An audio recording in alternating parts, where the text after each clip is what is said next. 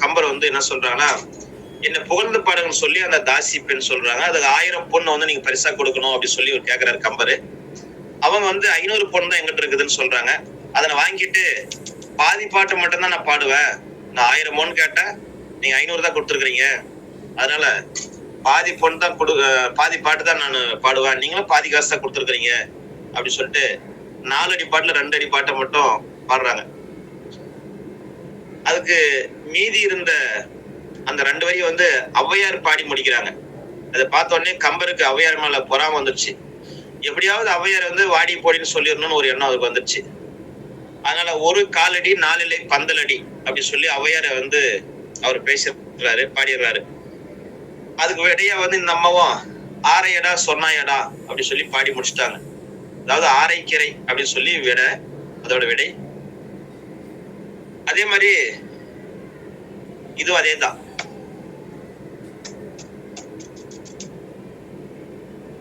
சரி, ஓகே. 8.25 லட்சணமே, யமனரும் பரியே, மட்டில் பெரியம்மை வாகனமே, முட்டமேற் கூரையில்லா வீடே, குலராமன் தூதுவனே, ஆரையடா சொன்னாயடா, ஆரையடா சொன்னாயடான்னு சொல்லி முடிக்கிறாங்க. அடுத்தது அதுக்கு என்ன விடைன்னு சொல்றான் பாருங்க. 8.25 லட்சணம்னா வந்து அவலட்சணமா. யமனரும் பரினா யமனுடைய வாகனம் எருமன்னு சொல்லி திட்டாங்க. அவலட்சணமே எருமையே. மட்டில் பெரியம்மைனா அந்த மூதேவியோட வாகனமே. முட்டமேற் கூரையெல்லாம் வீடு, அதான் குட்டிச்சோறுன்றாங்க. குலராமன் தூதுவனே, குலத்தில் பிறந்த ராமனுடைய தூதுவன் யாருங்க? அனுமன். அனுமன். அடே குரங்கு அப்படி சொல்லி திட்டாங்க. என்ன கோவம் வந்திருப்பாங்க அந்த அம்மாவுக்கு. என்னென்ன வார்த்தை பேசணுமோ எல்லாமே பேசி முடிச்சிட்டாங்க அந்த பாட்டுல. அதுக்கப்புறம் இவ்வளவு திறமையை வந்து பார்த்து மெய்சிலுக்கிறாங்க. இந்த மாதிரி ஔவையார் வந்து சாதாரணமான புலவர் கிடையாது. ஔவையார் வந்து அறிவினுடைய அடையாளம். அந்த காலத்திலே வந்து பெண்கள் படிச்சதுக்கான ஒரு அடையாளமா நம்ம பாக்குறோம். இந்த மாதிரி கம்பருக்கும் ஔவையாருக்கும் அந்த வார்த்தை போர் வருது அப்படின்னு பாக்குறோம். அதுல இருந்து விடுகதை அங்க இருக்குது. அதே மாதிரி ஔவையார் பார்த்து முருகனுக்கு சுட்ட போல வேண்டுமா சுடாத போல வேண்டுமா இதெல்லாம் கேட்டது ஒரு விடுகதை தான். வள்ளுவர் கூட ஒரு விடுகதை போடுறாரு. முகைமுக்குள் உள்ளது நாற்றம் போல் பேதை நகைமுக்குள் உள்ளது ஒன்றுண்டு. முகைமுக்குள் உள்ளது நாற்றம் போல, முகை அந்த மொட்டுக்குள்ள இருக்கிற நாற்றம் எப்படி உள்ள இருக்குதோ, முகைக்குள்ள நாற்றம் இருப்பது போல பேதையோட அந்த சிரிப்புக்குள்ள ஒரு ரகசியமும் இருக்குது. ஆஹா, என்ன என்ன என்ன குரல் பாருங்க. புரியுதுங்களா? இலக்கியத்தை வந்து ரசிக்க கத்துக்கணுங்க முதல்ல. இதுல என்ன தவிர நான் இங்க நானும் குறிப்பில்லை, திருவள்ளுவர் குறிப்பில்லை. அவர் எவ்வளவு அழகா எழுதியிருக்காருன்றதுதான், வேற ஒண்ணும் இல்ல.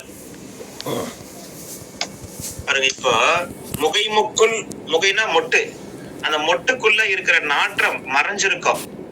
பூவோட மொட்டுக்குள்ள நாற்றம் மறைஞ்சிருக்கும். அது போல பேதையின் நகைமுக்குள், அந்த நகைன்ற சிரிப்புன்னு சொல்லிட்டாங்க. அந்த சிரிப்பையே மொக்குன்னு சொல்லிட்டாரு பாருங்க. சிரிப்புக்குள்ள உள்ளது ஒன்று உண்டு, காதல். நந்தவனத்தில் ஒரு ஆண்டி அவன் 4 மாதமா கொய்யவனை வேண்டி கொண்டு வந்தான் ஒரு தோண்டி, அதை கூத்தாடி கூத்தாடி போட்டுடி தாண்டி அப்படின்னு சொல்லி ஒரு பாட்டு. யாருங்க அது? கடுவெளி சித்தர் பாட்டு. ஆமா, இந்த பாட்டுல நந்தவனமே பிரபஞ்சம் அப்படி சொல்லி நம்ம பாக்குறோம்.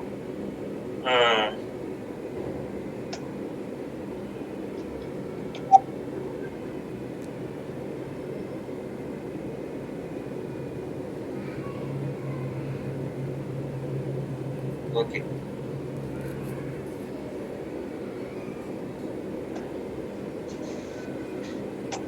இப்ப இந்த பாட்டுக்குள்ளேயும் வந்து ஒரு புதிர் இருக்கு, விடுகதை இருக்கு வராங்க. நந்தவனம் என்றதே பிரபஞ்சம் தான். அதாவது நந்தவனத்துல ஒரு ஆண்டி, இந்த நந்தவனமாகி பிரபஞ்சத்துல இறைவன் தான் ஆண்டின்னு சொல்ல வராங்க. அவன் 4 மாதமா 4, 6, 10 மாசமா கடவுளை வேண்டி ஒரு கொண்டு வந்தான் ஒரு தோண்டி. அதான் நம்ம உடல் தான். அந்த உடலை வந்து 10 மாசம் தாய் சுமந்து பெத்து எடுக்கிறாங்க. இந்த உடம்ப ஆடாத ஆட்டமெல்லாம் இது என்னமோ சொன்ன மாதிரி உலகத்துல படாத பாடுபட்டு இந்த உடம்பு அங்க அலைச்சல் பட்டு இங்க அலைச்சல் பட்டு அங்க ஓடி இங்க ஓடி ஆடி அப்பாடான்னு சொல்லி கடைசியா அது கூத்தாடி கூத்தாடி போட்டு உடைச்சாண்டின்னு சொல்றாங்க. அதுதான் இதுலயும் ஒரு விடுகதை இருக்குது அப்படின்னு சொல்றாங்க. அடுத்தது தமிழ்ல பிச்சி, நொடி, பிதிர், விடுகதை இதெல்லாம் நம்ம அழைக்கிறோம். விடுகதை என்ற சொல் வந்து பண்டைய தமிழ் இலக்கணங்கள்ல இல்ல. ஆனா எப்ப வந்தது இடையிலன்னு சொல்றாங்க தெரியல. ஆனா அதுக்கு நிகரான சொற்கள்லாம் இருக்கு. பிசி என்ற சொல்லுதான் பின்னால பிதிர் என்றாயி புதிரன் வந்திருக்கலாம்னு சொல்றாங்க. திருச்சி, தென்னார்காடு, வடார்காடு, சேலம், தருமபுரி மாவட்டத்துல வெடி என்ற சொல்ல பயன்படுத்துறாங்க. வெடி. திருநெல்வேலி மாவட்டத்துல விடுகதை வந்து அழிப்பான் கதைன்னு சொல்றாங்க. அழிப்பான் கதை. இந்த கொஸ்டின் கேட்ட கொஸ்டினுங்க, ஞாபகம் இருக்கலாம்? பழைய கொஸ்டின்ல பாத்துருக்கீங்களா? பழைய கொஸ்டின்ல இருக்கும் அழிப்பாங்கதை. ஒரு விடுகதை போட மற்றவர் அதனை விடுவித்து விட்டால் அதனை அழித்து விட்டார் கதை அப்படின்னு சொல்றாங்க. அதுதான் அதுக்கான பொருள், வேற ஒண்ணும் இல்ல. கதையில ஏற்பட அவிழ்க்கிறதுனால இது அழிப்பாங்கதைன்னு சொல்லி வந்திருக்கலாம் அப்படின்னு சொல்றாங்க. விடுகதையோட கருப்பொருள் பாருங்க, இதெல்லாம் முக்கியமான. விலங்கு, பறவை, ஊர்வன, நீந்துவன, மரம், செடி, இலை, பூ, காய், பழம், கொட்டை, கிழங்கு, கீரை, விதை, தானியம், உடல் உறுப்புகள், இயற்கை, வாகனம், இசைக்கருவி, விளையாட்டு, சாமான், பாத்திர பாண்டங்கள், அணிகலன், தளம். இதெல்லாம் விடுகதையோட கருப்பொருள்கள். சில விடுகதைகள் கதை போல விரிவா இருக்கும். சின்ன சின்ன விடுகதைக்கு புதி சொல்லி சொல்லலாம். அடுத்து ஒரு மேற்கோள் இருக்கு பாருங்க, கதை மாதிரி வரதெல்லாம் விடுகதை என்று சொல்றதா பொருத்தமா இருக்கும். கீவாஜா. கதை மாதிரி வரதெல்லாம் கிவா ஜெகநாதன் நாடோடி இலக்கியம் என்ற ஒரு நூல் எழுதியிருக்காருங்களா?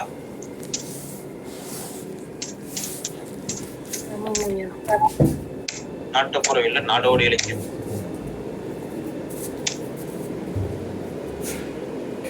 அதுல இந்த மேற்கோள் அப்படி பாத்துக்கோங்க. அடுத்தது, விடுகதையை சொல்றவங்களுடைய அந்த உளப்பான்மை வளர்கிறது, ஆர்வத்திலிருந்து விடுதலை கிடைக்கிறது, சிறியவங்களுக்கு பெரியவங்களுக்கு இடையில தொடர்பு ஏற்படுத்துறது என்பார் திரு W.H. ஜேம்ஸ் அப்படின்னு சொல்ல ஒருத்தர் இருக்காரு. அதனால விடுகதை மக்களிடையே செய்யும் மனமாற்றத்தை தெரிஞ்சுக்கலாம். அடுத்தது, கனவு மனிதனுடைய கொஸ்டின் கார்லோஸ் கொஸ்டின் கேட்டுதான் நினைக்கிறேன். கனவு எப்படி மனிதனுடைய அடிமான உணர்வுக்கு வெளியீடு தருவதோ அந்த மாதிரி விடுகதைகளும் வெளியீட்டுக்கு உதவுது திரு கார்லோஸ். விடுகதைகளும் அடிமான உணர்வுகளே அப்படின்னு சொல்றாரு கார்லோஸ். விடுகதை அறிவுக்கு உரைக்கல்லாக, சிந்தனைக்கு தூண்டுகோலா, கதைக்கு ஆதாரமா, சிலேடை செய்ய உயிராக்குவா, இனிய பொழுதும் இருக்குது. பிரிட்டானிக் கலைக்களஞ்சியம் ரெண்டா பிரிக்கிறாங்க. விளக்க விடுகதை, நகை வினாக்கள்.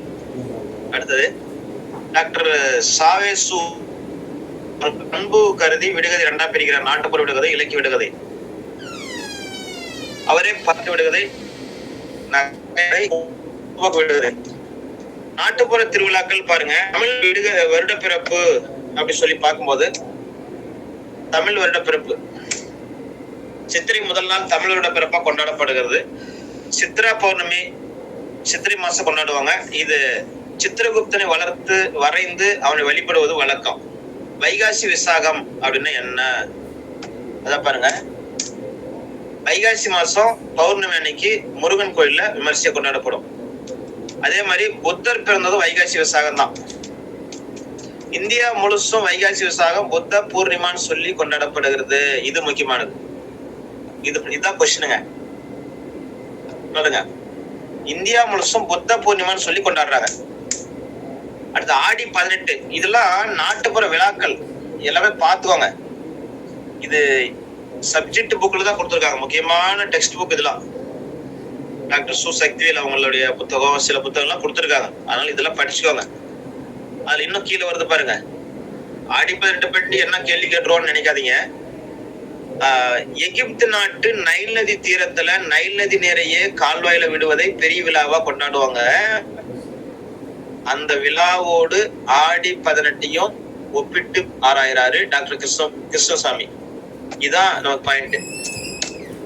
கால்வாயில நீர் வரும்போது தானியங்கள் தூவப்பட்ட கூம்பில தானியங்கள் முளைவிட்டிருக்கோம். வெள்ளம் வந்து அதனை சிதைத்து விடும். அதனை பிரேசர் குறிப்பிடும் போது கன்னி பின்ன அலங்கரிச்சு ஆற்றுல எரிவது மரபோலி வழங்கக்கூடிய வழக்கம். பாருங்க, கால்வாயில நீர் வர்றப்போ தானியங்கள் தூவப்பட்ட கூம்புல தானியங்கள் முளைச்சிருக்குமா, வெள்ளம் வந்து அதனை சிதைச்சிருமா. அதனை பிரேசர் எப்படி சொல்றாருன்னா, கன்னி பெண் வந்து அலங்கரிச்சு ஆத்துல எரிவது மரபோலி வழங்கக்கூடிய வழக்கம் அவர் சொல்றாரு. இந்த சடங்கினுடைய முக்கிய நோக்கம் 6 ஆகிய மணமகனுக்கு தானிய விளைவ மணமகளை திருமணம் செய்து வைப்பதாகுமா. ஆஹா, புரியுதுல என்ன சொல்றாங்கன்னு? எகிப்துல இந்த மாதிரி சடங்கு இருந்திருக்கு. ஆடி பெருக்கப்ப எப்படி பாருங்க, கன்னி பெண்ணை அலங்கரிச்சு ஆத்துல எரிஞ்சிருவாங்களாம். எப்பா எப்படிலாம் வந்து வழக்கம் இருந்திருப்பாரு. மூட பழக்க வழக்கம் நிறைய இருக்குதுங்க, சாதாரணமான பழக்கம்ல. அதெல்லாம் நம்பிக்கைன்ற பேரு நிறைய இருக்கு, இப்ப கூட நிறைய உண்டு. ஆமா, வரலட்சுமி விரதம் ஆடி மாசம் கடைசி வெள்ளிக்கிழமை, இதெல்லாம் உங்களுக்கு தெரியும். பெண்கள் லட்சுமி வழிபடு விழா. தங்களுக்கு கணவன்மார் குழந்தைகளுக்கு நல்லா இருக்கணும்னு சொல்லி விரதம் வழிபடுறாங்க. ஓகே, அடுத்தது பிட்டு திருவிழா. இதெல்லாம் பாத்துவாங்க, ஆவணி மாசம் மூல நட்சத்திரத்துல கொண்டாடப்படுது. கேக்குதுங்களா?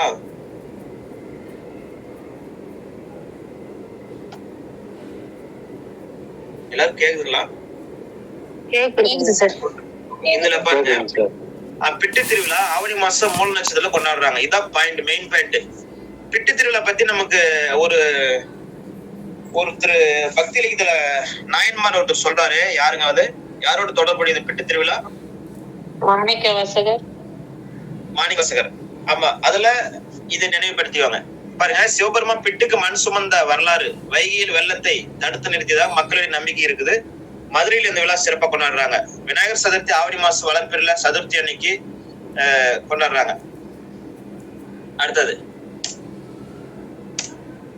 விநாயகர் சதுர்த்தி நம்ம இப்பதான் முடிஞ்சது. மகாராஷ்டிரா மாநிலத்துல கணேஷ் சதுர்த்தி சொல்லி கொண்டாடுறாங்க. அடுத்து நவராத்திரி. பாருங்க, நவராத்திரி விழா 9 இரவுகளை கொண்டது, சக்தியின் பெருமைகளை உணர்த்துவது. நவராத்திரி விழா 9 கொலு வைக்குவாங்க. 9 நாட்கள் தேவி ஊசி மேல தவம் இருக்கிறதா சொல்றாங்க. அடுத்தது சரஸ்வதி பூஜை.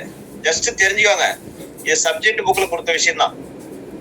நவராத்திரி 9ஆம் நாள் சரஸ்வதி பூஜை. தீபாவளி பண்டிகை விஷ்ணு அவதாரம் எடுத்து நரகாசுரை கொன்ற நாள்னு சொல்றாங்க. எண்ணெய் தேய்ச்சி அதெல்லாம் குளிக்கிறது, புது ஆடை அதெல்லாம் தேவையில்ல. இதெல்லாம் கூட இந்த பாயிண்ட் தேவையில்ல. எண்ணெய் தேய்க்கிறது, புது ஆடை போடுறது இந்தியா முழுசும் கொண்டாடுறாங்க, அது என்ன எடுத்துக்கலாம். சரி, கந்த சஷ்டி ஐப்பசி மாசம் தீபாவளிக்கு அடுத்தது வரக்கூடிய ஒரு விழா கந்த சஷ்டி. முருகன் அசுரர்களை அழித்து வதம் செய்த அந்த சூர சம்ஹாரம் செய்த நாள். அடுத்தது கார்த்திகை தீபம். கார்த்திகை தீபம் பாருங்க, இதுல என்ன தகவல் தெரிஞ்சுக்கலாம். கார்த்திகை முழு நிலா அன்னைக்கு நடத்தப்படுது. வீடுகள் எல்லாம் விளக்கேற்றி வழிபடுவாங்க, இதெல்லாம் எல்லாருக்கும் தெரியும். கிராமங்களை சுற்றுவது இதெல்லாம் கொஞ்சம் பார்த்துக்கோங்க. சோளத்தட்டு ஒன்னா கட்டியும் சுளுந்து சுற்றி பின்பு ஓரிடத்துல வைத்து நெருப்பூட்டி அதனை மக்கள் தாண்டுவது வழக்கம் உண்டு. இதுல இந்த மாதிரி இந்த சாம்பலை வீட்டுல வச்சு பாதுகாத்தா இதெல்லாம் ஓகே. இது என்ன தகவல்னு பாத்துக்கலாம். அதாவது இதுல தேவையற்ற மெசேஜ் எல்லாம் நமக்கு படிக்க தேவை, சும்மா ஜஸ்ட் தெரிஞ்சுக்கிறதுக்காக தான்.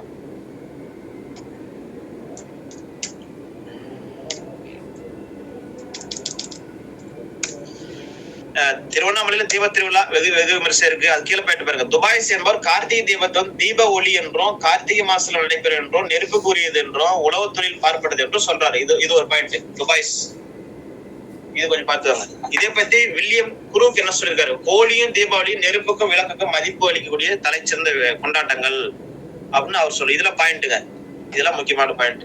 மேற்கோள். அடுத்து பாருங்க, கார்த்திகை மாசத்துல கதிர் எல்லாம் முத்தி இருக்குமா, மேகங்கள் சூழ்வதால பூச்சி விழுமா, சுளுந்து போன்ற தீபங்களை சுத்தினா மேகங்கள் விலகும் என்று மக்கள் நம்புறாங்களாம். நெருப்பு எரியும் போது தாண்டினா குழந்தை பேரு கிடைக்கும். இதெல்லாம் நெருப்பு அடுத்து நோய் நொடி வாரா என்று மக்கள் நம்புறாங்க. இதெல்லாம் தேவையில்லை, இதெல்லாம் நமக்கு தேவையில்லை. சரி, ஆருத்ரா தரிசனம் பாருங்க, சிதம்பரம் நடராஜருக்கு வருஷத்துல 2 தடவை தேர் திருவிழாவும் தரிசனம் நடைபெறும். ஆனி மாசம், மார்கழி மாசம். ஆனி திருமஞ்சனம் ஆருத்ரா என்று அழைக்கப்படுகிறது. ஆனி திருமஞ்சனம், ஆருத்ரா தரிசனம். இது கொஞ்சம் பார்த்துவாங்க. இதெல்லாம் பாயிண்ட். 10 நாள் விழா வந்து நடைபெறும். கொடியேறிய நாள்ல இருந்து நடராஜரும் அம்மனும் இதெல்லாம் வந்து அறிமுகத்துக்காக கொடுத்துருக்கிறேன்.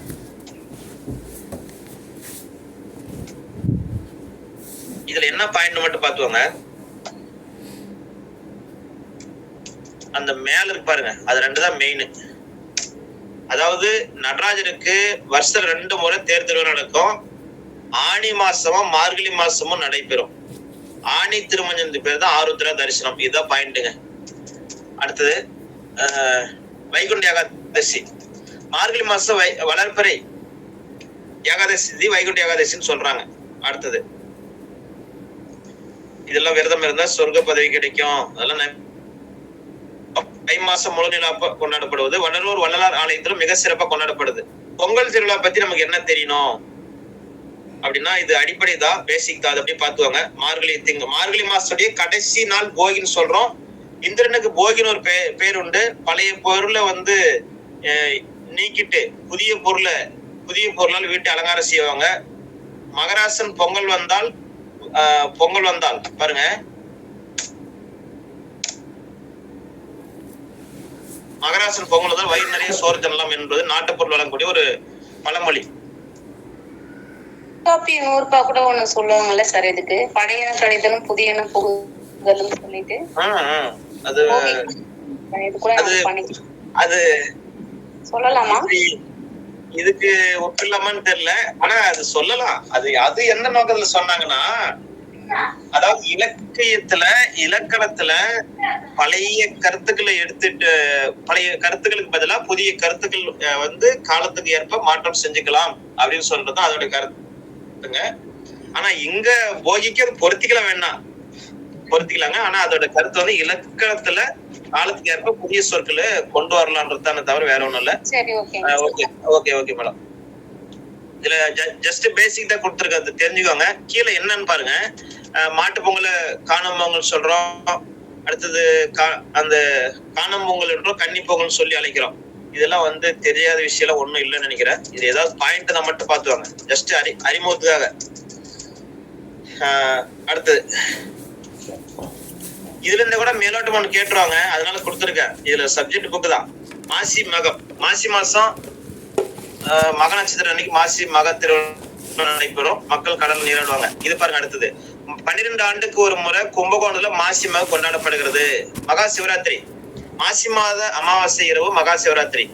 ஒவ்வொரு மாசமும் சிவராத்திரி வரும். மாசி மாதம் அமாவாசை இரவு மகா சிவராத்திரி. ஓகே, இதுல விரதம் இருந்தா நமக்கு நன்மை கிடைக்கும் அப்படின்னு புரிஞ்சுக்கலாம். பங்குனி உத்திரம் பாருங்க. பங்குனி உத்திரத்துக்கு மறுநாள் இடுமன் விழா நடைபெறும். இது பார்த்துக்கோங்க. இதெல்லாம் ஒரு பாயிண்ட். இடுமனை வழிபட்டு வணங்குறது முருகன் கோயில் அனைத்திலும் பங்குனி உத்திரம் மிக சிறப்பாக கொண்டாடப்படும். சரி, டாக்டர் சாந்தி அவர்கள் நாட்டுப்புற தெய்வங்களோட தொடர்புடைய திருவிழாக்களை வந்து கீழ்கண்டவாறு குறிப்பிடுறாங்க. என்னன்னு பார்க்கலாம். தேர் திருவிழா, செடல் போடும் திருவிழா, அடுத்தது தீமிதி உற்சவம், கம்பம் திருவிழா, மொந்தையன் திருவிழான்னு ஒண்ணு இருக்கு. அடுத்தது ஊரணி பொங்கல், மயான கொள்ள, காத்தவராயன் கல்வெட்டு திருவிழா. இதெல்லாம் சொல்றாங்க. யாருங்க? சாந்திங்களா? டாக்டர் சாந்தி. நாட்டுப்புற தெய்வங்களோடு தொடர்புடைய திருவிழாக்கள் வந்து ஒரு 8 சொல்றாங்க. இதுல ஒண்ணுன்னா சொல்லிட்டு வராங்க. திருவிழா வந்து மாரியம்மன் கோயில், மாரியம்மன் போன்ற தெய்வங்களுக்கு தேர் திருவிழா நடைபெறுவது உண்டு. காப்பு கட்டி ஏத்துவாங்க. தேர் திருவிழா கொடியேற்றி 9ஆவது நாள் நடைபெறும். இது ஒரு பாயிண்ட். 9ஆம் நாள் தான் தேர் திருவிழா நடக்கும். செடல் போடும் விழா, நாக்குல செடல் போடுறது, அதுதாங்க அழகு குத்துறதா?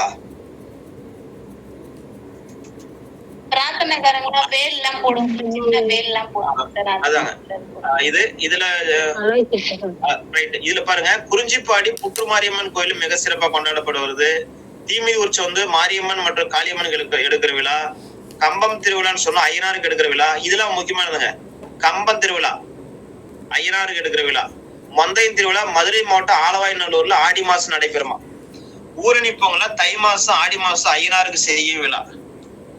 மயானக்கோள் வந்து மாசி மாசம் மகா சிவராத்திரியில நடத்தப்படுது. 10 நாள் நடைபெறும். அங்காள பரமேஸ்வரி சுவாமி நடைபெறும். காத்தவராயனை கழுவேற்றும் திருவிழா. இது வந்து கழுவட்டும் திருவிழா. காத்தவராயனை கழுவட்டும் திருவிழாவா? கழுவேற்றும் திருவிழா தான் மாறி வந்திருக்கோ? கழுவேற்றும் திருவிழா தான். கழுவேற்றும் திருவிழா, காத்தவராயனை கழுவேற்றும் திருவிழா தான். முத்துமாரியம் கோயில் திருவிழாவோட ஒரு பகுதியை கொண்டாடுறாங்க. 5ஆம் நாள் திருவிழா நடைபெறும்.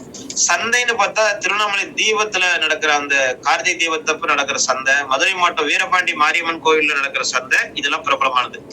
அடுத்தது நாட்டுப்புற விளையாட்டு, மிகையாற்றல் கொள்கை, விளையாட்டு கொள்கைகள். மிகையாற்றல் கொள்கை, ஆயத்த கொள்கை, புனராக்க கொள்கை, பொழுதுபோக்கு கொள்கை, காதலோர் கொள்கை, இதெல்லாம் போட்டி மனப்பான்மை, இதெல்லாம் நாட்டுப்புற விளையாட்டு கொள்கையா. மிகையாற்றல் கொள்கைன்னு என்ன சொல்லுது அப்படின்னு பாத்தீங்கன்னா, இந்த கொள்கை சில்லரும் ஷெர்பர்ட் ஸ்பென்சரும் விளக்குறாங்க. இது பேர் முக்கியமானதுங்க. விளையாட்டு மூலமா குழந்தைங்க வந்து அதிக அளவுக்கு உடல் சக்தியும் உள்ள சக்தியும் வெளியிடுறாங்க அப்படின்றது இந்த கொள்கை சொல்லுது. ஆயத்த கொள்கை கார்ல் குரோஸும் மெல் பிரான்ஸும் இந்த கொள்கை வந்து வலியுறுத்துறாங்க. குழந்தை வந்து விளையாட்டு வாழ்க்கைக்கு ஆயத்தப்படுத்துதான். இளம் வயசுல விளையாட்டுக்காக அமைந்தது என்ற கூற்றுதான் ஆயத்த கொள்கையோட அடிப்படை. ஒரே நிமிஷம்.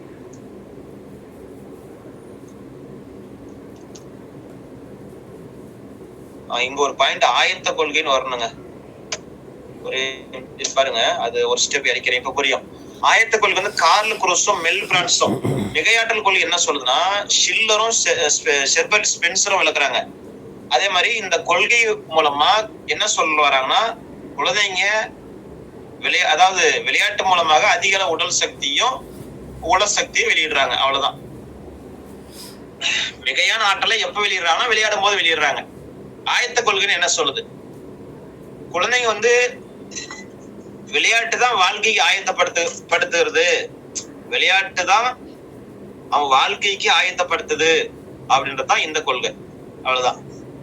விளையாடினா மட்டும்தான் அவங்களுக்கு வந்து பல விதமான வெற்றி தோல்வி இதெல்லாம் தெரிஞ்சுக்கிறாங்க. உடல் சக்தி உடல் வலிமை பெறுது. அவங்களுக்கு வந்து ஒரு தோல்வி கிடைச்சாலும் பரவாயில்ல, நம்ம அடுத்த முறை வெற்றி பெறுவோம் அப்படின்ற மாதிரி அவங்களுக்கு அந்த எண்ணம் வந்துருது. அடுத்தது கார்ல் குரோஸும் மெல் பிரான்ஸும் இந்த கொள்கை வந்து வலியுறுத்துறாங்க. அடுத்து பாருங்க, சிக்கல் மிகுந்த சமூக வாழ்க்கையில பின்னர் ஈடுபட வேண்டியிருப்பதற்கு இளம் வயசுலேயே அவங்க எதிர்நோக்கக்கூடிய பயிற்சியை விளையாட்டு அளிக்கிறது. நல்லதான் பாருங்க. அதுல வந்து எது வந்தாலும் சரி ஏத்துக்கலாம், நம்ம முயற்சி பண்ணா ஜெயிப்போம், முயற்சி பண்ணா ஜெயிக்க மாட்டோம் அப்படின்ற விஷயமா அதுல தெரிஞ்சுக்கிறாங்க. புனராக்க கொள்கை என்ன சொல்லுது, ஸ்டான்லி ஹால் தான் சொல்றாரு. விளையாட்டு வழியா குழந்தை வந்து தன்னுடைய இனத்தின் பண்டைய செயலையும் அனுபவத்தையும் மீண்டும் பெறுதான். புனராக்கம். மறுபடியும் புதுசா வந்து ஒரு சக்தி கிடைக்குது அவங்களுக்கு. பொழுதுபோக்கு கொள்கை என்ன சொல்லுது, இதெல்லாம் விளையாட்டை பத்தியே வருது. விளையாட்டு வெறும் பொழுதுபோக்கு என்ற கொள்கையும் நிலவுது. என்னமோ விவேக் சொன்ன மாதிரி தோத்தாலும் ஜெயிச்சாலும் மீசையை முறுக்கணும், அதே தான். விளையாட்டு வந்து வெறும் பொழுதுபோக்கு தான். ஆனா அதுல இருந்து சில விஷயம் தெரிஞ்சுக்கிறோம். விளையாட்டு செயல்கள் எளியவாக மனித இனத்தினுடைய தொடக்க கால செயலை வந்து ஒத்திருப்பதாக இருக்கிறதுனால இந்த கொள்கை வந்து பொழுதுபோக்கு கொள்கை அப்படின்னு எடுத்துக்கிறாங்க. காதல் உயர் கொள்கை, இதை சுருக்கி கேட்பாங்க. இந்த கொஸ்டினை கேட்கும் போது இவ்வளவு லென்த்தா கேட்க மாட்டான், இதை சுருக்கமா தெரிஞ்சு வச்சுக்காங்க. பொழுதுபோக்கு விளையாட்டு பொழுதுபோக்கு வலியுறுத்துது, அது பொழுதுபோக்கு கொள்கை. அவ்வளவுதான். புனராக்கனா புதிய ஒரு சக்தியை பெறுது, அது புனராக்க கொள்கை. ஆயத்த கொள்கைனா வாழ்க்கைக்கு ஆயத்தமாறதை பத்தி விளையாட்டு கத்துக் கொடுக்குது, அது ஆயத்த கொள்கை. மிகையாற்றல் கொள்கைன்னு சொன்னா மிகையான ஆற்றல் விளையாட்டு வழியே கிடைக்குது. இப்ப எல்லாமே தெரிஞ்சுக்கோங்க, நல்ல மேலோட்டமான வார்த்தை தான். ஆனா இது என்ன நம்ம தெரிஞ்சுக்க வேண்டிய விஷயம்னா, ஒரு கொள்கை யார் யார் சொல்றாங்கன்றது முக்கியமானது.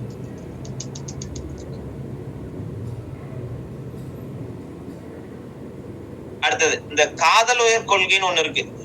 என்ன அப்படின்னு பாருங்க. அதாவது மனிதங்கிட்ட இருக்கிற அந்த தீய பண்பை மறைச்சிட்டு நல்ல பண்பை வளர்க்கறது, அன்பை வளர்க்கறது. அதுக்கு விளையாட்டு உதவுது. ஆமா, அதுல பாருங்க,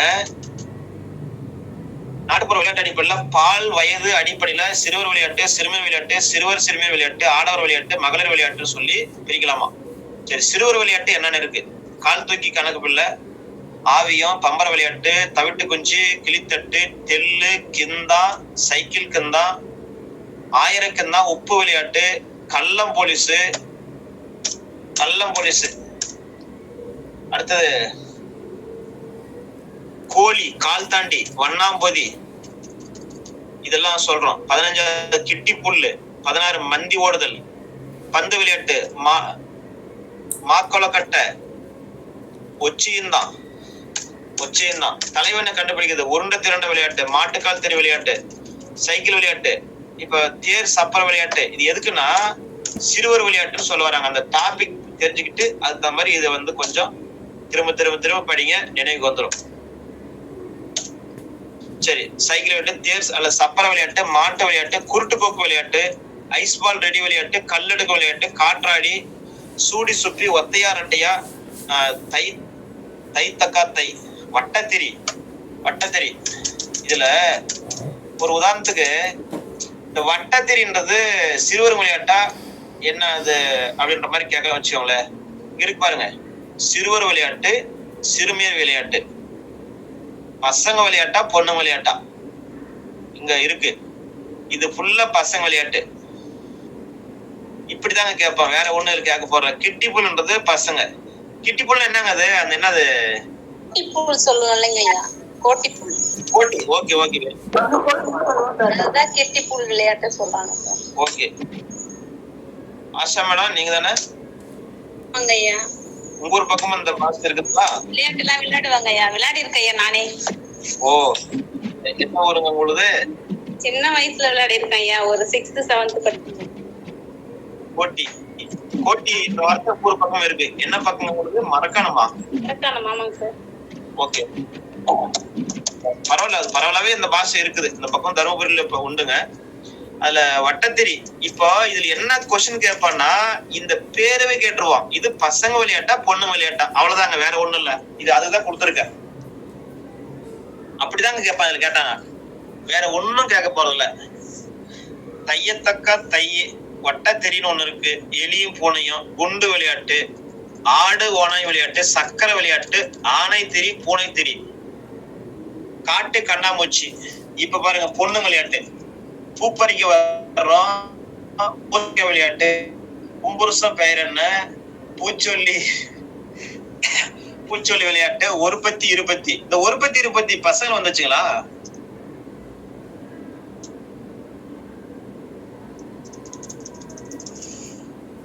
ஒருபத்தி இருபத்தி ஆண்கள் விளையாடுறதுல இதுல கொஞ்சம் அப்படி வித்தியாசப்படுத்தி படிச்சுவாங்க. இதெல்லாம் இன்னும் கை வைக்காத ஏரியா. கண்டிப்பா விளையாட்டா கேட்டு போயிருவான், வேடிக்கை ஒரு வார்த்தை கேட்டுருவான், என்னடான்ற மாதிரி ஆயிடக்கூடாது. ஒருபத்தி இருபத்தி, குச்சி ரக்கமா. ஓஹோ, ஒரு பாட்டு கூட வருது இல்லையா, குச்சி ரக்கமா, கொடசல் ரக்கமான்னு. சோற்றுப்பான விளையாட்டு, சுழற்சி கலர்ச்சிக்க விளையாட்டு, திரித்திரி பொம்மக்கா, ராணா போனா தண்டட்டி, என் தலைக்கு எண்ணெய் ஊத்து, கரகர வண்டி, காமாட்சி வண்டி. ஓ, 53. இப்போ இது வந்து பிரிச்சு சொல்லிட்டாங்க, பசங்களுக்கு என்ன விளையாட்டு, பொண்ணுங்களுக்கு என்ன விளையாட்டு. இப்ப 2 பேரும் சேர்ந்து பசங்களும் விளையாடலாம், பொண்ணுங்களும் விளையாடலாம். அப்படிப்பட்ட விளையாட்டு தான் நொண்டி. நொண்டி வந்து பசங்களும் விளையாடுறாங்க, பொண்ணுங்களும் விளையாடுறாங்க. நிலாப்பூச்சி, கிருகிரு மாம்பழம், சாட்டு போட்டு, கண்ணாமூச்சி, ஒரு தலையில ஆடு மேய்தான், யாருக்கு வேட்டை, கீழே பாருங்க பொண்ணு விளையாட்டு, பல்லாங்குழி, தட்டாங்கல்லு, தாயம் வந்து பொண்ணு விளையாடணும். அடுத்தது பசங்க விளையாட்டு, சடுகுடு, 15ஆம் மொழி. 15ஆம் மொழி எப்போ கேட்ட மாதிரி ஒரு நினைவு இருக்கு. உரியடி விளையாட்டு, சேவல் கட்டு, எருது கட்டு, இதெல்லாம் வந்து விளையாட்டை கொஞ்சம் தெரிஞ்சு வச்சுக்கோங்க. அடுத்தது எத்தனை பேஜ் இருக்கும்? 17ங்க சார். இல்ல மேடம், எத்தனாவது பேஜஸ் இருக்கும்? இப்ப வர்றது 117 போயிட்டு இருக்குங்க சார். ஆனா இருக்கிற பேஜஸ் வந்து 128ங்க சார். ஓகே, நெருக்கமா இருக்கும் சார், முடிக்கிற நெருக்கமா இருக்கும் சார். ஓகே, சிலம்பாட்டம் இது அடிப்படை உங்களுக்கு தெரியும். சிலம்பாட்டம்னா கையில இருக்கிற கம்பை வந்து சுத்தி விளையாடுறது சிலம்பாட்டம் தெரியும், அது பேசிக்லாம் தெரியும், அது தேவையில்ல. இப்ப என்னங்க கேட்பான் பாருங்க, சிலம்பாட்டின மராட்டிய மொழியில லாட்டி, இதுதான் பாயிண்ட். இப்ப இது வந்து உங்களுக்கு சிலம்பாட்டத்தை பத்தி அடிப்படைக்காக இது கொடுத்துருக்கிறேன், அதை நீங்க தெரிஞ்சுக்கோங்க. நம்ம கொஸ்டின் என்ன அமைக்கும்னா இதைதான் நீங்க முக்கியத்துவம் கொடுத்து படிக்கணும். அதை படிக்கிறத வந்து மெத்தட் புரிஞ்சுக்கோங்க. சிலம்பாட்டத்தை மராட்டிய மொழியில லாட்டி, குஜராத்தி மொழியில டல்லாக்கடியா.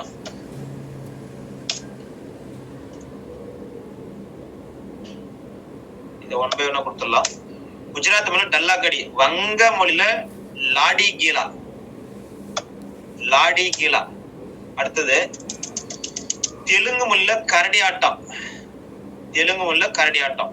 அடுத்து பாருங்க, மலையாள மொழியில நெடுவடி. இதுதாங்க பாயிண்ட். இதுதான் டிஆர்ல கேட்பான். அவன் கேட்டானா வேற ஒண்ணும் இல்ல, மேலக்கெல்லாம் ஒன்னும் தகவல் கிடையாது, சும்மா ஜஸ்ட் பேசிக். அது இல்லைனாலும் பரவாயில்ல, ஆனா அது ஒரு அறிமுகத்தான் கொடுத்துட்டேன். அது நீங்க படிச்சுட்டு இதுதான் முக்கியத்துவம் கொடுக்கணும். சிலம்பாட்டம் இதுதான் முக்கியத்துவம் கொடுக்கணும். அடுத்து சடுகுடு. சடுகுடு பாருங்க, பழந்தமிழர் விளையாட்டுன்னு சொல்றோம். இதனை பளிஞ்சடுகுடு என்றும், பளின் சடுகுடு, பளிஞ்சடுகுடு, பளின் சடுகுடு அப்படின்னு சொல்லி அழைக்கிறோம். இத பளிஞ்ச பழம் என்று தெலுங்கு மொழியில சொல். இதுதான் பாயிண்ட். மேல இருக்கிறதும் கொஞ்சம் பார்த்துவாங்க. பளிஞ்சடுகுடு, பளிஞ்ச, பளின் சடுகுடு, பளிஞ்சடுகுடு என்றும் கபடின்னு சொல்லி அழைக்கிறோம். ஓகே, கபடின்ற எல்லாரும் தெரியும். பளிஞ்ச பழம் சொல்லி தெலுங்கு. அடுத்து பாருங்க, குடுகுடுன்னு சொல்லி மராட்டிய மொழியில சொல்றாங்க. குடு டூடு வங்க மொழி.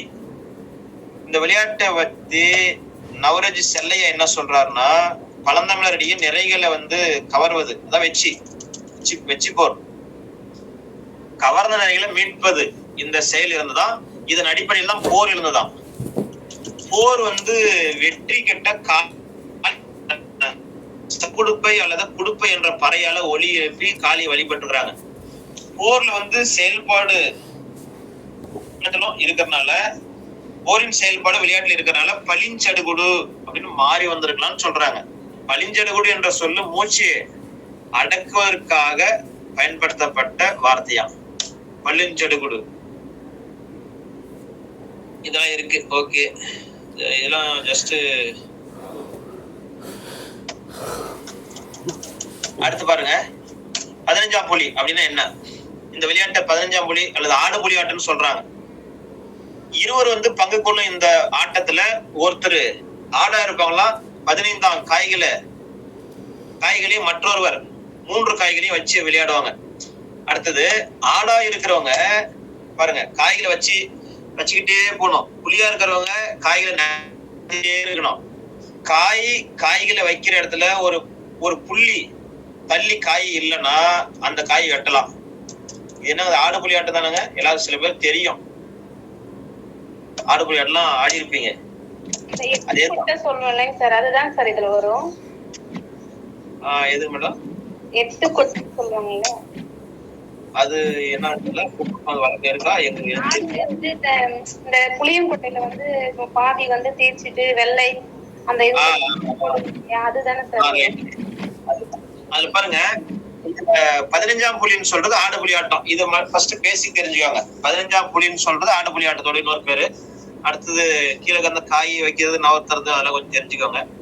வேற என்ன பாயிண்ட் இருக்குது இதுல? வேற ஒண்ணும் இல்ல. 15ஆம் புலின்றது ஆடு புலி ஆட்டம். இது பசங்க விளையாட்டு தானுங்க 15ஆம் புலி. ஆமாங்க சார்,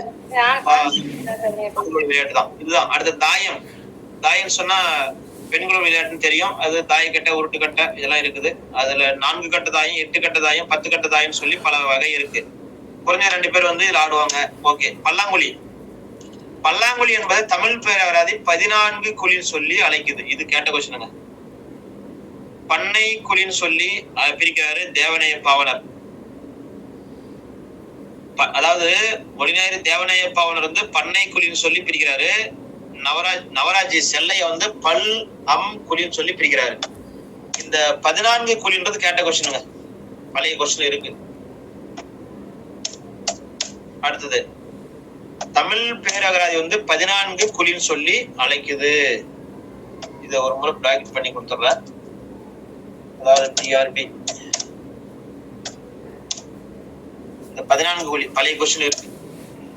பல்லாங்குழி என்பது தமிழ் பேரகராதி 14 குழின்னு சொல்லி அழைக்குது என்றும் பாலசுப்ரமணியம் பரளி ஆடு குழி என்றும் பிரிச்சு சொல்லியிருக்காரு. பண்ணை என்பதற்கு நிலம்னு சொல்லி ஒரு பொருள் இருக்கு. அது நிலத்துல குழியை தோண்டி ஆடக்கூடிய விளையாட்டுன்றதால பண்ணை குழி நிலம் என்ற பொருளும் வந்து காலப்போக்கில் பன்னாங்குழி அப்படின்னு சொல்லி மாறி அப்புறம் பல்லாங்குழின்னு சொல்லி வந்துருச்சு. அடுத்து பாருங்க, இன்றும் கூட தமிழ்நாட்டிலயும் ஆப்பிரிக்காவிலும் குழிகளை தோண்டி விளையாட்டு விளையாடுறாங்க அப்படின்னு சொல்றோம். நிலத்துல குழியை தோண்டி ஆடுறதுனால பல்லாங்குழி. வரலாற்று காலத்துக்கு முன்னாடி இருந்தே இருந்திருக்கலாம்னு சொல்றாங்க. இப்ப கீழே பாருங்க, மலையாளத்துல பல்லாங்குழி, தெலுங்குல ஓமன கூடலு, கன்னடத்துல சென்ன மனே, துளு மொழியில ஜோடு பொகா அரசாட்டம் சென்ன ஆட்டம் அப்படி சொல்லி அழைக்கிறாங்க. அடுத்து பஞ்சாபி மொழியில குட்கா போயா, குட்கா போயாவாம். ஒரியா மொழியில கஞ்சடி கஞ்சுகுடியா. அடுத்து கீழே போயிட்டு பாருங்க, இந்த கடைசி கொஸ்டின் ஆப்பிரிக்க, இந்த கொஸ்டின் கேட்ட நான் நினைக்கிறேங்க. ஆப்பிரிக்க நீக்ரோ மக்களுடைய தேசிய விளையாட்டு என்ன? இது பழைய கொஸ்டின்ல பிஜிலயோ பிடிலயோ இருக்கு. 2004-05 இருந்து எனக்கு டிஆர்பி படிச்சவனுடைய தொடர்பு உண்டு. 2004 ஓகே. எனக்கு வழிகாட்டினோரு இப்ப தலைமை ஆசிரியர் இருக்காரு, தண்டபாணி ஆசிரியர் அவர்கள், மதிப்பிற்குரிய ஐயா. அவங்கெல்லாம் வந்து படிக்கும்போது 2004 அவங்க கூட நான் டிகிரி படிக்கும்போது சும்மா அப்படி போயிட்டு வந்துட்டு இருப்பேன். அவங்க கூட பழகிட்டு இருந்தேன். அது கூட எனக்கு ஒரு நல்ல ஒரு அனுபவத்தை கொடுத்தது. அப்ப இருந்து இந்த டிஆர்பியோட கொஸ்டின்ஸ் வந்து கொஞ்சம் எனக்கு பாக்குற அனுபவம் கிடைச்சது. அதே மாதிரி அந்த அப்பெல்லாம் டிஆர்பிக்கு இந்த நாட்டுப்பறவைகள் வச்சிருந்தாங்க சிலபஸ். அந்த கொஸ்டின்ஸ் எல்லாம் நீங்க பழைய கொஸ்டின்ஸ் இருக்கு பாத்தீங்கன்னா இந்த கொஸ்டின் எல்லாம் இருக்கு. இப்ப நம்ம டிஆர்பின்னு போட்டதுல நிறைய தகவல் அதுல இருக்கும் பழைய கொஸ்டின்ல. அதுலயும் பாத்தீங்கன்னா பழைய பிஜி கொஸ்டின், பிடி கொஸ்டின், அப்புறம் அந்த இன்னொன்னு என்னது ஆசிரியர் பயிற்றுனர் என்னங்க அது பிஆர்டி கொஸ்டின், அப்புறம் யூஜிசி நெட் கொஸ்டின். இதுல எல்லாம் பாத்தீங்கன்னா இந்த கொஸ்டின் எல்லாம் முக்கியத்துவமா இருக்குது. பல்லாங்குழி தான் ஆப்பிரிக்க நீக்ரோ மக்களுடைய தேசிய விளையாட்டம். அடுத்து பாருங்க, Sudan, Kenya, Uganda, Tanzania, Rhodesia, தென்னாப்பிரிக்கா போன்ற நாடுல இந்த விளையாட்டு ஆடுறாங்க. ஓ, எகிப்து பிரமிடிலும் பல்லாங்குழி செதுக்கப்பட்டிருக்கு. அடுத்தது சிவனிய பர்த் என்ற மாண்டவில் அறிஞர் வந்து மத்திய ஆப்பிரிக்கால தோன்றி அரபு வியாபாரிகளால மத்த இடத்துக்கும் வரவேற்கலாம் அப்படின்னு அவர் சொல்றாரு. ஆமா. அடுத்தது வெஸ்ட் இண்டீஸ்னா மேற்கிந்திய தீவுகள், டச்சு கயானாவில் வாழக்கூடிய பழங்குடிகள் இரவில இந்த விளையாட்டை ஆடுறது கிடையாதாம். இந்த விளையாட்டை வந்து பாருங்க மரண சடங்கோடு இணைச்சு பாக்குறாங்களாம். இந்த விளையாட்டு பிணத்தை திருப்திப்படுத்த பிணத்துக்கு முன்னாடி ஆடுறாங்களாம் இந்த விளையாட்டு. ஆஹா. அடியார்களால உரையில மட்டும் இந்த விளையாட்டை பற்றி குறிப்பு காணப்படுகிறது.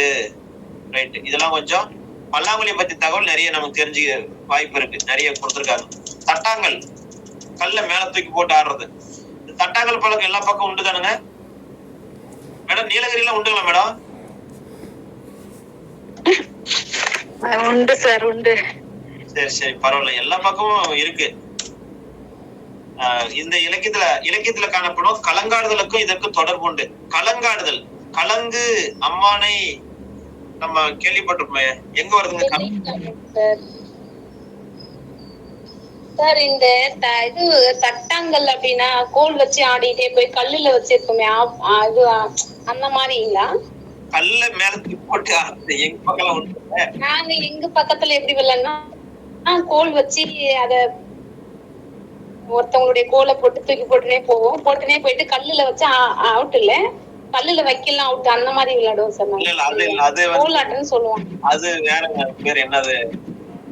அது என்ன மேடம்? அது இது மாதிரி விளையாட முடியல சார். அஞ்சாங்கல்ல. எங்க பக்கம் அஞ்சாங்கல்ல.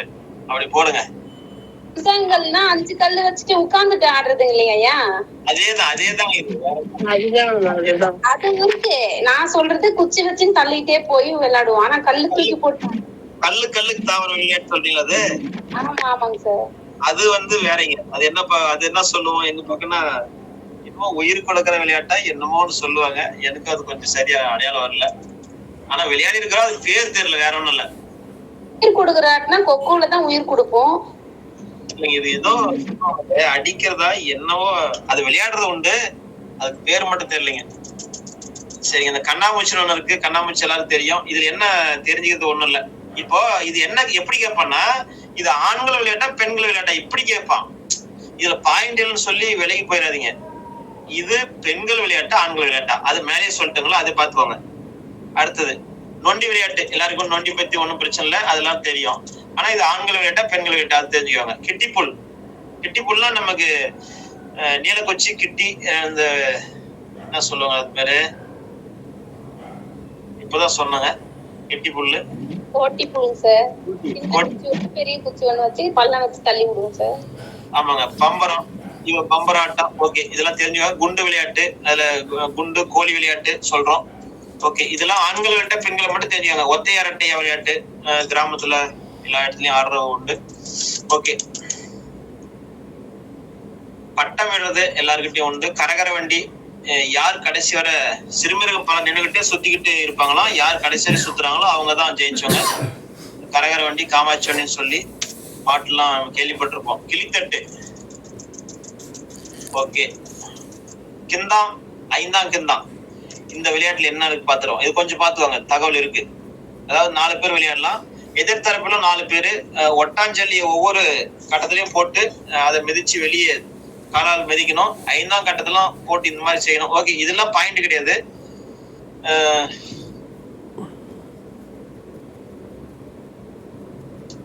இதுக்கான விளக்கம் மட்டும் கொடுத்திருக்காங்க. இது ஆண்களை விட்ட பெண்களை விட்ட மட்டும் பாத்துவாங்க. 1000 கிந்தாம். இது எல்லாமே பெரும்பாலும் அப்படிதாங்க இருக்கு. என்ன சொல்ல வரனா, இது ஆண்கள் விளையாட்டா பெண்கள் விளையாட்டா அதை மட்டும் படிச்சுக்கோங்க. அதான் மெயின். இதெல்லாம் சும்மா ஜஸ்ட் தெரிஞ்சுக்கிறதுக்கு வேணா நீங்க படிச்சுக்கோங்க. அதான் கொடுத்துருக்குறேன். கள்ளம் போலீஸ் விளையாட்டு. அடுத்தது கால் தாண்டி, உருண்டை திரண்ட விளையாட்டு, மாட்டுக்கால் திரி விளையாட்டு, சைக்கிள் விளையாட்டு, கல்லெடுக்கும் விளையாட்டு, சூடி சூப்பி, வட்டத்திரி. என்னது, பிள்ளைங்க வட்டமா உட்காந்துட்டு இருப்பாங்களா, ஒருவன் திரிய கையில எடுத்துக்கிட்டு அவங்க சுத்தி சுத்தி வருவானா, குலகுலியா முந்திரிக்கா. இந்த குலகுலியா முந்திரிக்கா தான் வட்டத்திரிங்களா? திரி பந்தம், திருமால் பந்தம், சோலை கொடியிலே ஒரு நாள் பந்தம் சுத்தி வரும்ல, அந்த விளையாட்டு சார். அதுங்களா? அதுதான் வட்டத்திரி தான் வந்து குலகுலியா முந்திரிக்கா விளையாட்டுங்களா சார்? அதான் வட்டமா எல்லாரும் உட்கார வச்சு மற்றவங்க மட்டும் போயிட்டு ஏதாவது ஒண்ணு ஒரு கையில வச்சிருந்து அவங்க மேல போட்டுட்டு அவங்க மறுபடியும் சுத்தி வருவாங்கல்ல. ஆமாங்க. இதெல்லாம் கொஞ்சம் பாத்துவாங்க. அடுத்தது எலியும் பூனையும். ஆடு ஓனை விளையாட்டு. நிலா பூச்சி, நிலா காலத்துல விளையாடக்கூடிய விளையாட்டு நிலா பூச்சி. பூசணிக்காய் விளையாட்டு. ஓகே, இதெல்லாம் பெண்கள் விளையாட்டு தான். ஒரு பத்தி இருபத்தி, இதுவும் வந்து சிறுமியர்கள் வட்டமா நின்னுகிட்டு ஆடுற விளையாட்டு. முருங்கை தண்டு தின்னவரே, முள்ளிச்சாறு குடிச்சவரே, தார் வாழைக்கை, தமுர் குத்தி வாழைக்காய், பூ மண்டலம், பூமாதேவி கையேடு. ஆஹா, என்னப்பா இது? ஒரு பத்தி இருபத்தி கேள்விப்பட்டிருக்கீங்களா? ஒரு பத்தி இருபத்தி, ஓரியமங்கலம், செப்பு செவந்தி மாடு, கண்ணு வார விலை, மஞ்ச தண்ணி கரைக்கிற நேரம், புட்டுக்கிட்டு அவிக்கிற நேரம், பூமாதேவி கையேடு. ஆஹா, இதெல்லாம் கேள்விப்பட்டீங்களா? ஒரு பத்தி இருபத்தி விளையாட்டு. அது கை வச்சிட்டு குத்து தாம்பலம், கோடாலி தாம்பலம் கை வச்சு இது பண்ணுவோம்ல. பரவாயில்ல. நாட்டுப்புற மருத்துவம். இது ஓகேங்க. இந்த விளையாட்டை கொஞ்சம் பாத்துவாங்க. அடுத்தது இந்த நாட்டுப்புற மருத்துவத்துல சில தகவல் இருக்கு. மரியட் அவர்கள் நாட்டுப்புற நம்பிக்கை கொண்ட கிராமப்புற மக்கள் கிட்ட மருத்துவத்தை கையாளுறாரு. லெஸ்லோ ஏ ஒயிட் அவர்கள் கிராம பாரம்பரிய மரபுல காணப்படக்கூடிய மருத்துவ முறை வந்து பாரம்பரிய மரபுல ஒன்றாவது. எல்வின் அவர்கள் பழங்குடி மக்களிடையே காணப்படக்கூடிய மந்திர சமய முறைகளையும் சொல்றாரு. பிரேசர் முதற்கொண்டு மாலினோஸ்கி வரை மந்திர சடங்கை பத்தி சொல்றத வந்து நன்கு ஆராய்ஞ்சு பார்த்தா நாட்டுப்புற மருத்துவத்துடைய முன்னைய வடிவத்தை நம்ம தெரிஞ்சுக்கலான்றாங்க. அடுத்து இந்த கொஸ்டின் பாருங்க. இந்த கொஸ்டின் கேட்டதுங்க, தொன்மங்கள் இலக்கியங்களின் ஆன்மா. இந்த கொஸ்டின் கேட்ட கொஸ்டின் டிஆர்பி கொஸ்டின். இது பழைய கொஸ்டின் பேப்பர்ல இருக்கும். ஈபி டெய்லர் அவர்கள் புராண கதைகளை தங்கள் உருவாக்கிய மக்களை பற்றியும் பயன்படுத்துவதை பற்றியும் சொல்லுது அப்படின்னு அவர் சொல்றார். டெய்லர் சொல்ற தகவல். மாண்டிவெல் பேரறிஞர் மாலினோஸ்கி அவங்க புராண கதைகளை சமுதாயத்தின் தனி உரிமை பத்திரம் சொல்றாரு. புராண கதைகளை சமுதாயத்தின் தனி உரிமை பத்திரம். மர்சியா எலியட் அவர்கள் மனிதனின் தொடக்க நிலையை பற்றியும் தோற்றங்களை பற்றியும் சொல்றது என்ன? புராண கதையில காணப்படுகிற நிகழ்ச்சிகள் மீண்டும் மீண்டும் உலகத்தில் நடக்குது.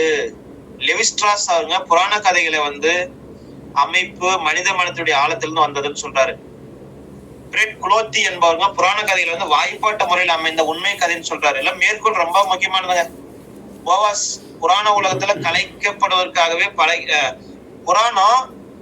புராண உலகம் கலைக்கப்படுவதற்காகவே படைக்கப்பட்டது போல தோன்றுகிறது. கலைக்கப்பட்ட பின்பு மீண்டும் படைக்கப்படும். நல்லா இருக்கு. போவாஸ் மொழியியறிஞர். மேக்ஸ் முல்லர் என்ன சொல்றாரு பாருங்க, ஒவ்வொரு புராணமும் ஏதோ ஒரு உண்மையை சொல்ல வருதுன்னு சொல்றாரு. சார் இது எத்தனாவது பேஜ்ல சொல்றீங்க? உங்களுக்கு ஒருவேளை இல்லைங்க சார், கடைசியில் சேர்க்கப்பட்டது. இது படிச்சுக்கோங்க. இனிமே கூடுதல் மெட்டீரியல் அனுப்பிடுறேன். இந்த ஒரு முறை மட்டும் இது படிச்சுக்கோங்க. இது உங்களுக்கு அனுப்பிட்டுல கடைசியா ஒண்ணு. மேடம் உங்களுக்கு மெட்டீரியல் முடிச்சுலாங்க, கொடுத்த மெட்டீரியல் முடிச்சா? ஆமாங்க சார், அதுல நீங்க சொல்றது இல்லைங்க சார். நாட்டுப்புற மருத்துவம் இருக்கு, இந்திய கட்டிடக்கலை 3 வகைகள் இருக்கு, அதோட முடிஞ்சு போகுதுங்க சார். புராணங்கள்ல புதிய மெசேஜ் கிடைச்சிருக்கு, அதனால சேர்த்தனேன். கொஞ்சம் படிச்சுக்கோங்க. இந்த பேஜஸ் மட்டும் எங்களுக்கு தனியா அனுப்பிடுங்க சார், நாங்க ஜெராக்ஸ் போட்டுறோம் சார். ஒண்ணும் இல்ல, சென்ட் பண்ணிடுறேன். அது நீங்க அப்படியே பிடிஎஃப் சென்ட் பண்ணிடுறேன். அந்த கடைசி இல்லாத பகுதியை மட்டும் கொஞ்சம் படிச்சுக்கோங்க.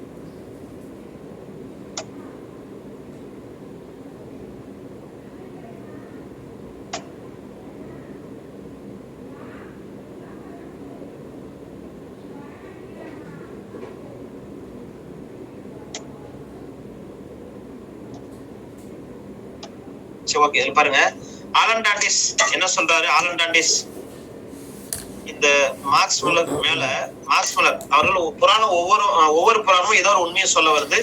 அது அடுக்கடுக்க அமைஞ்ச பல்வேறு செய்திகளால் மறைக்கப்பட்டு கிடக்கிறது. வேண்டாத செய்தியெல்லாம் அகற்றிக்கிட்டே வந்தா வேண்டிய செய்தி எல்லாம் உண்மை இறுதியில கிடைச்சிடும் அப்படின்னு சொல்றாரு. ஓகே, ஆலன் டாண்டிஸ் அவங்க உலகமோ மனிதனோ தற்போதைய வடிவத்துல எப்படி சேர்ந்தது என்பது விளக்குவதற்காக தான் புனிதமாக எடுத்துரைக்கப்படும் ஒன்றுதான் புராணம் அப்படின்னு சொல்றாரு. புராணம் அப்படின்றது விளாடிமிர் பிராம்ட் அவங்க தெய்வத்தன்மை வாய்ந்தோரையும் தெய்வத்தையும் பற்றிய கதைகள் புராணம் அப்படின்னு சொல்றாரு. விளாடிமிர் பிராம்ட் அவர்களையும் அவர்களை பற்றி இந்த கதைகளையும் உண்மை என்று மக்கள் நம்புறாங்கன்னு சொல்றாரு. தியோடர் கஸ்டர் புராணம் என்று ஒரு கதை ஒத்துக்கொள்ளப்படுவதற்கு முன்பு சடங்குல பயன்படுத்தப்பட்டது என்ற நேரடி சான்று தேவைப்படுகிறது. லாரி ஹாங்கோ அவங்க புராணம் கடவுளரை பற்றிய ஒரு கதை, உலக தொடக்கம், படைப்பு, அடிப்படை சம்பவங்கள் போன்றவற்றுடைய சமயம். ஜிஎஸ் கிர்கு என்ற அறிஞர் பல்வேறு துறை சார்ந்த அறிஞருடைய மித்து பற்றிய விளக்கங்களை தொகுத்து கொடுத்தாராம். மித்துனா புராணம் தான். சரி, அடுத்தது ஆண்ட்ரூ லாங் அவங்க தோற்றம் பற்றிய காரணகாரிய விளக்க கதை என்கிறார். ஜேன் ஹாரிசன் அவர்கள் சடங்களை தவறாக புரிந்து கொள்ளும் விளைவு உருவாக்கப்பட்டதா மித்துன்றார். மித்தை பத்தி இவங்க என்னன்னு சொல்றாங்க ஒருத்தரும். குளுக்கோகன் அவங்க மனதின் பதட்டத்தை தணிப்பதற்காக செய்யப்படுகிற சடங்கிற்கு இணையாக தோன்றியது மித்துன்றாரு. உளவியலர் சிக்மண்ட் பிராய்டு நனவெளி மனத்தின் அச்சங்கள், ஆசைகள் ஆகியவற்றின் வெளிப்பாடு தொன்மங்கள் சொல்றாரு. தொன்மம் சிக்மண்ட் பிராய்டு. மற்றொரு உளவியல் பேர் யூங் பாருங்க, யூங் என்ன சொல்றாரு பார்க்கலாம். கூட்டு நனவெளி மனத்தின் வெளிப்பாடுதான் புராணம்ன்றார். இதெல்லாம் முக்கியமான மேற்கோளுங்க, கொஞ்சம் பார்த்துக்கோங்க. சமூக ஒழுங்கமைவுக்கு சாதனமாக விளங்குறது தொன்மங்கள் என்று ரெட்கிளிப் பிரவுன் சொல்றாரு. மேக்ஸ் முல்லர் மொழியும் மக்கள் எண்ண வளர்ச்சியும் அடிப்படையை கொண்டு 4 கட்டமா பிரிக்கிறாரு. அடிக்கருத்தியல் காலம், கிளைமொழி காலம், புராண காலம், பொது ஜன ரஞ்சக காலம். பொது ஜனரஞ்சக காலம். லெவிஸ்ட்ராஸின் அமைப்பில் ஆய்வு பாருங்க. அமைப்பில் ஆய்வு நாட்டுப்புறவியல்ல மிகுந்த செல்வாக்கு இருக்குது. ரஷ்ய நாட்டுப்புற அறிஞர் விளாடிமிர் பிராக் அமைப்பில் ஆய்வு முறையை தொடர்பாட்டு ஆய்வு முறைன்னு சொல்லி அழைக்கிறாரு. ஓகே, அடுத்து பாருங்க. லெவிஸ்ட்ராஸின் முறையை வாய்ப்பாட்டு ஆய்வு முறைன்னு சொல்றோம். இது கிரேக்க புராண கதைகளை வாய்ப்பாட்டு முறைய பயன்படுத்தி ஆராய்ச்சாரு சொல்றாங்க. புராண கதைகளை பகுதி பகுதியா பிரிச்சு அவற்றை ஒரு தொடர்பாட்டு முறையில இணைக்கிறாரு. சரஸ்வதி வேணுகோபால் அவங்க கம்பராமாயண பாலகாண்டா கார்முக படலத்துல இருக்கிற புராண கதையை வந்து அமைப்பில் ஆய்வு செஞ்சாரு. திருத்தோணாக்கம் என்ற ஆடல் வகையை மாணிக்கவாசகர் நமக்கு நினைவூட்டுறாரு. பந்தாட்ட பாடல் வந்து சிவசிந்தாமணி மூலமா தெரிஞ்சுக்கிறோம். உலக்கை பாட்டு என்ற வல்லை பாடல் ஒன்ற பெருங்கதை சொல்லுது. சூளாமணியில ஓடுறுத்தல் என்ற சொல்லாட்சி காணப்படுகிறது. வாலி இருந்த போது தாரை புலம்போது, ராவணன் இறந்த போது மண்டோதரி புலம்போது, இதெல்லாம் ஒப்பாரிக்கு எடுத்துக்காட்டு. குறவை பாட்டையும் வல்லை பாட்டையும் ஊசல் பாட்டையும் கலங்க அம்மானை பாட்டையும் ஹரிச்சந்திர புராணம் சொல்லுது. அப்பர் பழமொழி இறுதியில் வச்சு பாட்டு பாடியிருக்காரு. சோசியாலஜி என்ற சொல்லு சொசைடாஸ் என்ற லத்தீன் சொல்லிருந்து உருவானது. லோகாஸ் என்ற கிரேக்க சொல்லிருந்து உருவானது. சமூகவியல் என்ற சொல்லு ஆகஸ்ட் காம்டே முதல்ல பயன்படுத்தினாரு. சமூகவியல் என்ற சொல்லு ஆகஸ்ட் காம்டே முதல்ல பயன்படுத்திருக்காரு. முக்கியமான வேர்ட்ஸ் இதெல்லாம். இந்திய கட்டடக்கலையை 3ஆ பிரிக்கிறோம். நாகரம், வேசரம், திராவிடம். நாகரம் என்பது வட இந்திய கட்டடக்கலை. வேசரம் என்பது பௌத்த மதத்துடைய வளர்ச்சியால இங்க பிரபலமானது, டெக்கான் பகுதியில காணப்படுது. திராவிடம் என்றது தென்னிந்திய கோயில் கட்டடக்கலை. வீடு, மாளிகை, அரண்மனை பற்றி ஆராய்வது கட்டடக்கலை. இந்தியாவில் வீட்டு கட்டட அமைப்பை Sukhas K Biswas, N K Bowra இவங்கெல்லாம் வந்து நூல்ல study in Indian unity and diversity என்ற நூல்ல வீட்டு அமைப்பை பத்தி ஆராய்ஞ்சிருக்காங்க. இந்திய மக்களுடைய வீட்டை வந்து 3ஆ பிரிக்கலாம்னு சொல்றாங்க. இந்தியாவுல நாட்டுப்புற மக்கள் வசிக்கக்கூடிய வீட்டை 3ஆ பிரிக்கலாம். அதுல பாருங்க, நீண்ட சதுர தரை அமைப்பும் மட்டமான கூரையும், நீண்ட சதுர தரையமைப்பு சாய்வான கூரையும், வட்டமான தரையமைப்பு கூம்போடியோ கூரையும். இந்தியாவின் கூரையை வங்காளி சத்திரின்னு சொல்லி அழைக்கிறாங்க. முக்கியமான வேர்ட்ஸ் இதெல்லாம். ஊஞ்சல் பாட்டு இலங்கையில பிறப்பு தரக்கூடிய வருட பிறப்பு தரும் ஆண்களும் பெண்களும் சிறியவர்களும் ஊசலாடும் போது பாடக்கூடிய பாட்டு. ஸ்ரீ ஜெயந்தி விழா. ஒரே நிமிஷம் பாருங்க. ஊஞ்சல் பாட்டு அப்படின்றது ஆண்களும் பெண்களும் பெரியவங்களும் சேர்ந்து ஆடுற பாட்டு சொல்றோம். ஸ்ரீ ஜெயந்தி விழா ஆவணி மாதம் கோகுலாஷ்டமி என்று கொண்டாடப்படுகிறது. செட்டிநாட்டுல பருவமழைக்கு முன்பு திருவாதிரை சடங்கு நடத்துறாங்க. பழனிக்கு பக்கம் பளியர் என்ற மலை சாதிக்காரர் இறந்தவங்களை புதைச்சு 8ஆம் நாள் கருமாதி செய்வாங்களாம். இது வரைக்கும் விதை முகூர்த்த பாட்டு. உழவருங்க விதை விதைக்கு முன்பு விதை முகூர்த்தம் அப்படின்ற ஒரு சடங்கு நிறுத்துறாங்க. குடும்பாவி இருக்கிறதுன்னு ஒண்ணு இருக்கு. மழை பெய்யல அப்படின்னா மழை பெய்யலன்னு சொல்லி கருதி அந்த அப்பாவிகளை வைக்கோலால் மனிதன் போல உருவம் செஞ்சு எரிக்குவாங்க. அதுதான் கொடும்பாவி எரிக்கிறது. இந்த மாதிரி இருக்கு. நாட்டுப்பொருள் தெளிவா படிச்சுக்கோங்க. திறனாய்வு 2 டெஸ்ட் வச்சுட்டு அதுக்கு அடுத்த டெஸ்ட் நாட்டுப்பொருள் வச்சிடுறேன். தெளிவா படிச்சு முடிங்க. எத்தனை பேஜஸ் இருக்கு இதோட?